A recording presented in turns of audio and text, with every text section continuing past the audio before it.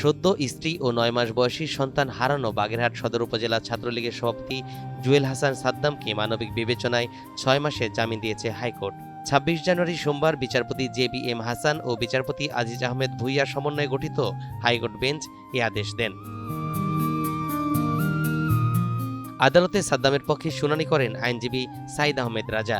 তিনি বলেন, ব্যক্তিগত ও পারিবারিক শোকের প্রেক্ষাপটে মানবিক বিবেচনায় তাকে জামিন দেওয়া হয়েছে।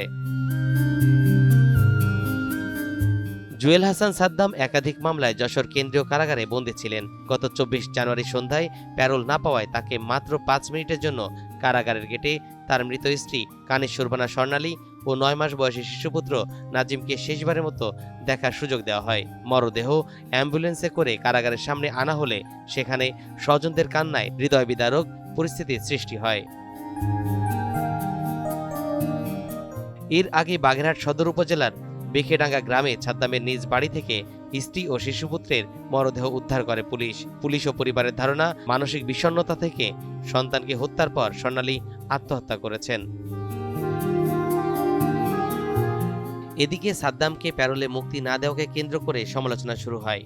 রোববার এক বিবৃতিতে অবস্থান স্পষ্ট করে স্বরাষ্ট্র মন্ত্রণালয়। এতে বলা হয়, সাদ্দামের প্যারোলে মুক্তির বিষয়ে তার পরিবারের পক্ষ থেকে জেলা প্রশাসক বা কারাগার কর্তৃপক্ষের কাছে কোনো লিখিত আবেদন করা হয়নি। পরিবারের মৌখিক অভিপ্রায়ের ভিত্তিতে কারাগারের গেটে মরদেহ দেখানোর ব্যবস্থা করা হয়।